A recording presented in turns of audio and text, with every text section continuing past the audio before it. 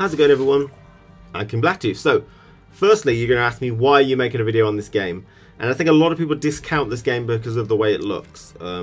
It looks kind of like a mobile game in some way, but a lot of people have been trying it. I played it the other night on stream, had quite a bit of fun. We've seen other people play it, live coaches playing it and streaming it. Super JJ's had a go, I think, and so quite a lot of people are giving it a go.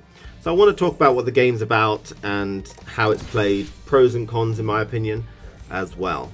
Okay, so yesterday's stream when I played it was sponsored. This is not a sponsored video though, so I'm just doing this because I think it'll be interesting for you guys. So this is Prismata, and in a nutshell it is a resource management RTS but in card form. Okay, and that makes it quite interesting in several ways. So you have to buy this game on Steam, you have to pay money for it in this case, but you get all the cards unlocked for you when you do. But they do a little twist on that, which I really will go on to later. But then you do have, like, you can earn things in game from playing, you get currency, and you can spend real money on the game, and these unlock you cosmetic things. So they go in that particular route. You know, titles, borders, skin for cards. There's quite a lot of skins, so you can customize the cards to your liking quite a lot, quite dramatically. So that's what they're doing in that. That's their business model, really. So let's talk about the gameplay in general. Okay, so there's several aspects to the gameplay. The first one is resource management, and this is something Gwent doesn't have, which I likened a while ago to Magic the Gathering with its mana system, where you tap the mana and assign mana to things. Gwent doesn't have that, and I thought that's a shame, really. Not saying Gwent should have it, but just it's a fun aspect, and it's fun in Prismata. There's 5 resources, okay? Gold, red, blue, green, and energy. Now the red, blue, green do have names, but no one remembers what they are. They're scientific-y things. So just red, blue, green for now. So the basic gameplay of Prismata in the resource management side is you've got these 5 resources, and at the start of the game you'll have a certain number of drones, and these will produce gold per turn. You'll also have a couple of engineers which will produce energy per turn. Now you can spend this gold on producing more economy, so more drones to produce more gold per turn in the future, more engineers to produce more energy per turn in the future. So the start of the game usually is building up your economy, with your opponent doing the same. But then eventually someone's going to switch it up, and they're going to spend the gold on buildings. Now buildings will produce your other resources, the red, blue and green. And this red, blue and green resource, as well as gold, will create units or defenses. Okay, so units will be used to attack the enemy forces and do damage, and then you can build defenses to block enemy incoming attacks. Okay, so the game tends to sort of start off with people building their economy, you know, trying to get more stuff per turn, but then someone's going to start building buildings with the threat of incoming damage, so you have to start building buildings to block that sort of stuff, while also trying to build your economy and kind of figure out what you want to build when you want to build. And this is a really cool resource management type thing. You can float some gold this turn, which means like keep it there and then spend it later on, or you can try and be as optimal as you can. So it's a really nice resource management aspect to the game, which I think does make it quite fun. So Prismata's combat system is also a really nice thing as well. It's split up into phases. After you build, you go into a combat phase. But you can build units, and these guys have attack, and it's not going to be a one unit attacks another unit. It's that all your attack for this turn get pulled together, so you get attack per turn as well. And after you end your building, you go into the combat phase, and it's up to the defender to choose where that attack goes, how to block that, because you can build units or defenses which can block attacks, and these are called blockers, indicated by a shield. Okay, so it takes their health into account when you block. So if I do 3 damage worth of attack, and you get to choose where it goes, if you've got a 3 strength blocker, you can absorb all the damage, but the unit will die. And they've got a really cool system where if a unit blocks attack but doesn't die, it remains at full health. You absorb the damage. Okay, so that's a really cool system because it means that you can try and optimize how you block damage, which is really cool. So let's go back to the same scenario. If I do 3 attack to you, but you've got a 4 health blocker, you'll absorb all 3 damage, and your unit will stay alive at full health, ready to block again next turn. So that's really cool. The last example is how you optimize this. Let's say I do 10 damage to you. If you've got one health blocker and 2 5 health blockers, You could use both the 5 health blockers to block the 10 damage. They'll both die, but you've blocked it all. But that wouldn't be optimal. Instead, you want to absorb as much as possible. So instead, you'll block 5 damage with one 5 health blocker, absorb another 1 with 1 health blocker, and then absorb the rest with the 5 health blocker, which is 4. It absorbs all the 4 and stays alive at full health to block again.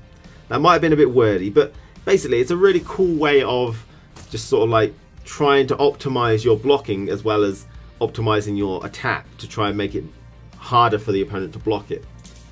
Okay. And then when you do manage to get through their defenses, you are able to choose what to destroy. You know, destroying their economy or destroying their buildings, which produce units and stuff, is a cool way. And then it starts to snowball, and that's how players win. So there's definite power struggle between building units and blockers, which is where most of the gameplay will take place. Okay, you can try and build your economy to increase the amount of units you can build, but then you might fall behind on defenses and, you know, stuff like that. So it's a really cool interplay of combat. Now, the negative of this game, one of the first negatives that you'll ever see, and I think everyone discounts the game for this, is because of the way it looks. It does look very sort of, would you say cheap, or you know, it looks creative but very sort of simplistic in its art style. It looks like a mobile game, and no doubt it will play really well on a mobile, but it does feel like the art style is very simplistic and very basic. This is probably not going to change, I would say, because they seem to have generated a lot of this cosmetic stuff. There's a lot of skins for a lot of the units that you can build, and that's probably going to be too much effort to go and change that art style now. So that is quite a big negative, is that the art style can put a lot of people off straight away because they think it's some sort of cheap mobile game, etc.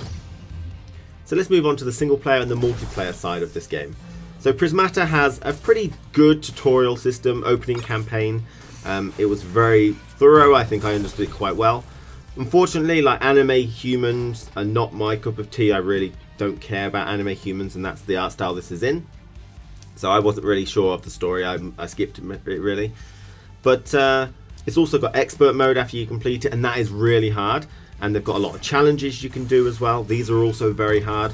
And hard is good. It means it's challenging and it'll last you a while as you try and fix it. Try and do it. Okay. So, you know, single player wise, really good in terms of introducing you to new aspects as you go along. Can't say much for the story. It wasn't my cup of tea. Didn't interest me, so I can't really say whether it's good or not. Now on the multiplayer side, there's a lot of range of ways to get into multiplayer. But one of the key things which I think is really good, and one of the interesting twists they do, because you have all the cards, okay, they do something really interesting with multiplayer.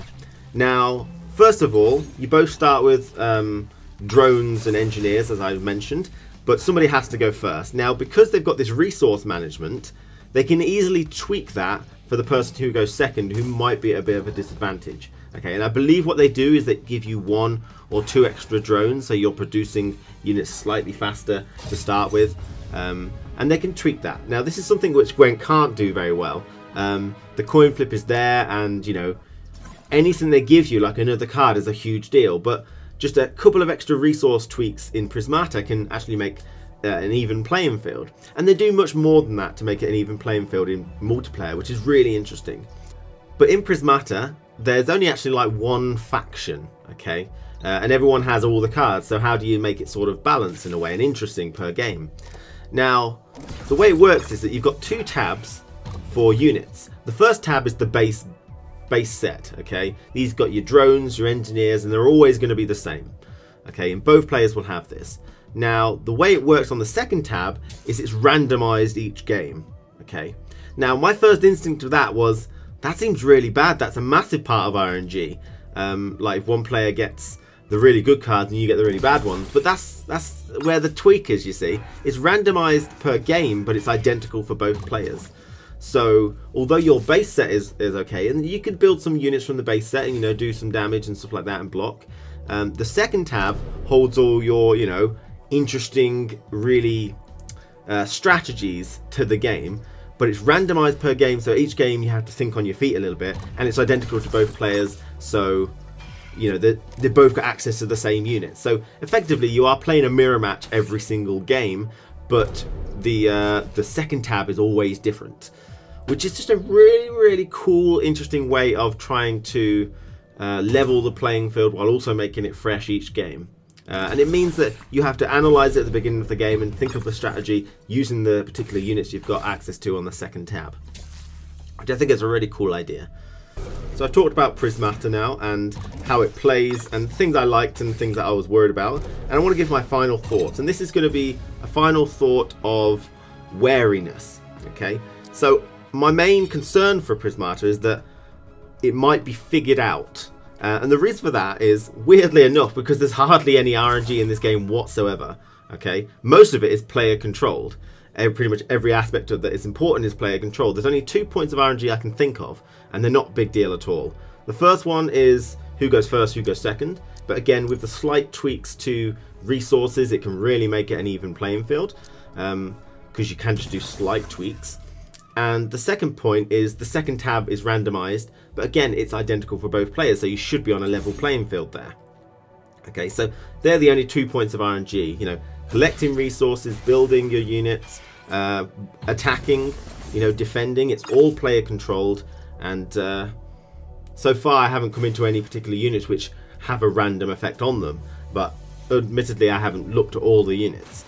But for the most part, it's pretty much no RNG in the game, so I'm worried it will come down to, if it became popular, players like me or whoever making videos saying, right, the optimal way to play is 2 drones and an engineer turn 1, turn 2 build a siege depot and a drone, turn 3 float 2 coin, 2 gold and build 1 drone, turn 4 use that 2 coin plus the coin you earned to build a depot and to build this unit, and you know, sort of level out the particular turns, at least for the start, because then it'd be hard to do a guide for the second tab, which is all randomized. So that was really my worry. It's a shame about the art style, in my opinion. I think I played a game called O Game back in my youth.